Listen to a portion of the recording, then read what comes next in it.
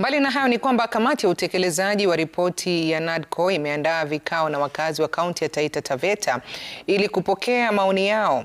Mwenyekiti wa kamati hiyo Dr. Agnes Zani amesema kwamba wanataka waathiriwa maandamano ya Gen Z walipwe fidia kwa wakati pamoja na serikali kukabili donda sugu la ufisadi. Kamati hiyo pia ilipokea malalamiko ya wakazi wa kaunti ya Taita Taveta wanaosema hawanufaiki na rasilimali za madini na mapato ya mbuga ya Tsavo.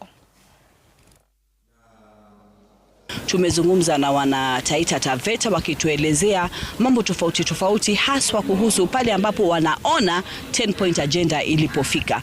Wameelezea kwa mfano kwa mambo ya ufisadi, mambo ya wage bill, mambo ya ugatuzi na vile ambavyo ugatuzi pia unaweza kuendelea kufanywa uwe bora zaidi. Na hapa tumekuwa tukisemezana na wananchi.